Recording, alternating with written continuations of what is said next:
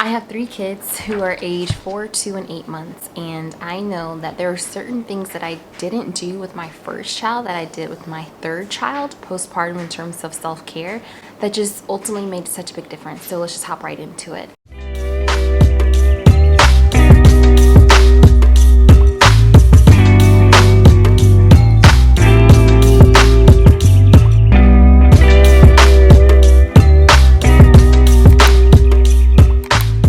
Hey guys, welcome back to my channel.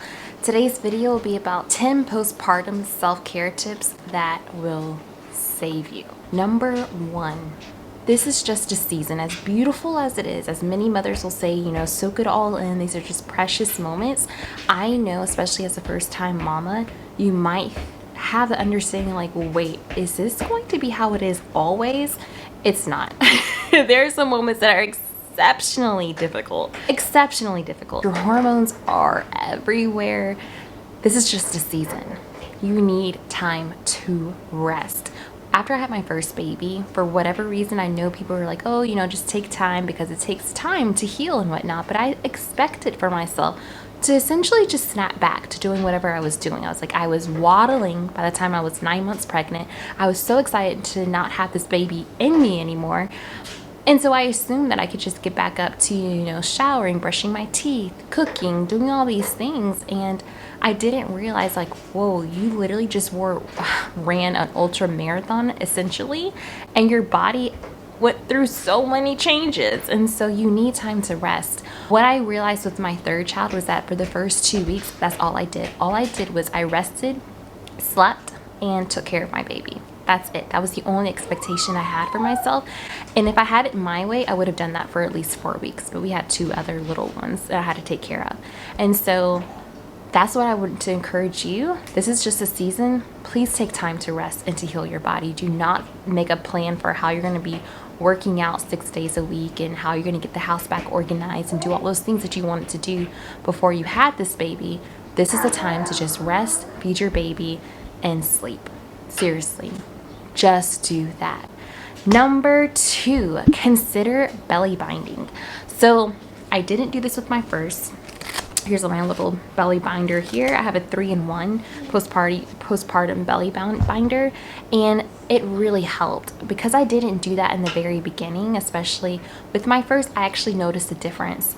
Every single day that I did it postpartum, especially in those early weeks, I actually felt my body coming back together. More specifically, my 2 abdomens. I had diastasis recti, and I actually still have portions of diastasis recti now, but belly binding truly helped, and not just for my ab separation, but it also helped just having more back support. For me, I had 2 home births after my first, and I just needed extra back support from that labor. The labors were beautiful, but it did take a toll on my body. And so consider belly binding and actually follow the directions, because there are specific things you are to do in terms of the layering of it. You know, you use one, like it's a 3-in-1, so I can link it in my storefront down a link below. And so please consider that, and consider doing that sooner than later. Number 3, plan out your meals in advance. If you may not have a partner or spouse who loves to cook and loves to be a chef and cooks such delicious, nutritious foods, seriously consider having a meal plan. Some people have meal trains that their church community or mom groups will provide for them and their family. Other people might just go ahead and freeze food. For me, I'm very particular about the foods that I take into my body, and so I don't want to be too picky when people volunteer to meal train, and so I love to actually just prepare some of my meals in advance.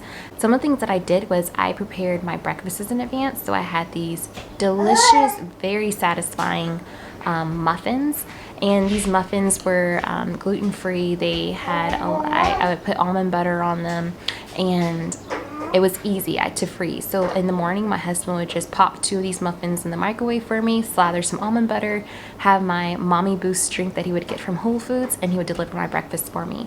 For lunch, I also had things that were just simple, already had vegetables made, and so my husband would just boil some brown rice noodles, and then he would mix all the vegetables together, put tahini on it, and give it to me. So my main point is this: make sure you have planned for your meals, because If you are breastfeeding, you're going to need to consume actually more calories than you did when you were pregnant, because that's how much it takes from your body to produce this breast milk in terms of your energy. And so have a plan for your meals in advance, and also just consider having a plan for your kids. If you have other kiddos that you have to take care of, what I did was my husband had to know how to just make very simple meals, and he knew how to do that. And if your kids have to live off of peanut butter and jelly sandwiches for a little bit and some noodles, like, your kids will be fine. Number 4, this one is a little bit more controversial, but it was a complete game changer for my 3rd child. Consider not eating gas producing foods if you're breastfeeding. For me, when I made sure to not eat things like dairy and legumes, beans, and other cruciferous vegetables, it truly helped my baby to not produce a lot of gas at night, especially in those first 3 months. And so I avoided these things at all costs. At one point, I was like, oh, maybe, like, you know, I talked to my pediatrician. She's like, yeah, it really doesn't impact the baby. So I was like, okay, let me just try a little bit of broccoli, you know. And then that 3 hours later, my baby was writhing in gas pain, and I was like, okay, Jess, like, you know, just avoid these gas producing foods until my baby's digestive system can develop a little bit more. And it was so easy. My baby never suffered with gas. That was not a part of her transition from being a newborn into an infant. And so I really boil it down to me not consuming any things that were gas producing. Number 5, if you are breastfeeding, include eating galactogenic foods. I think I'm pronouncing that right. Galactogenic foods can include things like oats and flax seeds and nettle tea and red raspberry leaf tea. And there are also some herbal tonics that you can purchase, and I will link the one that I used below. And that one was absolutely incredible. I would just put a couple drops into my water, and you can actually see a huge milk production that way. I did this throughout, like, especially those first 3 months. I made sure to include things like oats and flax seeds, and that's what I actually even put into my muffin recipe. And that, I always had a great milk supply. Now, if you suffer from engorgement, that's a whole different conversation to have. If you're overproducing milk, there are some things you can do, such as getting a green leaf cabbage, tearing it up, soaking it in some water, and putting it on your breast. That helps decrease your milk production. And that's actually that's our baby. That's actually another great tip if you are weaning the cold cabbage leaves. Look that up. Number 6, continue taking your prenatal vitamins. After having a baby, you need to increase all that mineral supply that was basically depleted out of your body, and it takes time. On average, it takes 3 years. And so if you're breastfeeding, it might be even longer. I'm not sure about that one. So include what I would take after I had our baby. I would continue to take my prenatals, my omega-3s, my vitamin D3 supplements. Guys, do not skimp out on your vitamin D, especially if you are cooped up in the house with your baby. You need your vitamin D, and so does your baby too. Choline, which is a great supplement, because if you've had a baby before, you understand when people say mommy's brain. It's like you're trying to recall a word, but you really can't put your finger on what that word is, and it's taking you a longer time to remember things. Choline is amazing, because when I would take my choline, which is a vitamin and a nutrient that's often found in the yolk of eggs, and I don't eat eggs, and so that would I just could recall things a lot more quickly when I would take my choline. And your probiotic. So after you have a baby, as we already know, certain things can kind of slow down there. It might be a little bit fearful, like, oh, I'm about to have my first poop. Me taking my probiotic was exceptionally great. Like, I never had trouble straining or pooping. I did have an anal fissure, but I did not have hemorrhoids, so I wasn't straining to poop. And if you are straining to poop, consider having a squatty potty, which also really helps me when I had my anal fissure to poop regularly and for it not to hurt. Number 7, consider placenta encapsulation. I did not do this with my first two. I kind of wanted to, but wasn't quite sure. I also didn't feel like looking up where would I get my placenta to be dried and pay for an additional cost after having a midwife and a doula. But I did this for our third because our doula was certified in placenta encapsulation. She was already there after I had the baby. And so I did it, I tried it, and wow. Let me just say that. For me, it was, okay, we gotta pause. Okay, so consider placenta encapsulation. There are so many benefits, but I would say the number one benefit for me, it was just a mood booster in general. There were, like I mentioned, there's so many things that are happening with your hormones those first 6 weeks, and having that placenta encapsulation was, it's not a drug, but in some ways it kind of felt like it, because when I would take it, I just felt like, oh, I'm happy. Like I feel good. Like I feel present with my baby. I'm not about to start crying. And so you do have to wean yourself off of it, so you do not just stop taking your placenta encapsulation suddenly, because you will feel those effects. Like you just kind of will slump. It's just like a gradual thing. So I only took it for the first 6 weeks, and that's all I needed, and it was great. And that doesn't even include all the different minerals that you're getting from taking and eating your own placenta. Number 8, drink plenty of water with minerals. So as you are flushing out all those additional hormones, as you're also needing additional hydration if you are breastfeeding, you really want to make sure you're drinking something that's hydrating. A lot of people, or a lot of us, we might drink water that's been filtered, and that's great, especially if you have the BERKEY filter and you're able to filter out so many different toxins that are found in our everyday tap water, and not including all the different plastic micro stuff. I don't even know what the word is, but that can be found in these plastic water bottles. The only downside is that we're not having enough minerals in our water. And so I love this brand called Trace Minerals, where I would just put 5 drops in my water, and it hydrated me. It actually made me want to drink more water. And so that's really great, because you're going to need a lot more water than usual, especially if you're trying to breastfeed, because you're producing enough milk for this baby and for yourself, and you're flushing out all those additional hormones too. And so drinking plenty of water, and you just want to drink water. Like, you want your body to crave whatever water you're drinking. That's how we're made, to be able to crave water. A lot of us don't drink water because it's like our body's way of saying, I don't like that water. There's something wrong with it. And so you shouldn't be forcing yourself to drink water. You should be drinking water. It's like, oh, I want some more water because it tastes so good. Number 9. So I've talked a lot about different things that are practical, and so now I'm going to talk about something just for your own emotional, spiritual well-being. There should be a moment in your day you have specially aside for you that you really look forward to it. So for me, I would have it during those first 2 weeks around 3 p.m. I would set my little TV stand by the window, and the sun's rays would pierce through. I let my baby soak in some of those sun's rays, and I would have a piece of dark chocolate. I love dark chocolate, so I have my piece of dark chocolate, and then I would set up my iPad, and I would listen to a favorite K-drama that I was listening to. K-drama stands for Korean dramas on Netflix. And so that was my moment. That was my time. It was like I had something to look forward to. It was my special time in my own special place, and it was so lovely. It was so lovely. I loved doing that. And then afterwards, I might just sit and rock my baby and watch some more K-dramas. It was just a moment that I could look forward to without having to feel like I had to do something. You know, like these first few weeks, you should not feel pressured to do something. Really, especially if you only have one child and you have the flexibility and the capability, because I understand that not all of us do. But if you can take that first month to not feel pressured that you have to do the laundry, you have to do this, you have to get back into doing some type of work. Focus on that baby. Focus on that baby and healing yourself. That's all you should be focused on. And enjoy.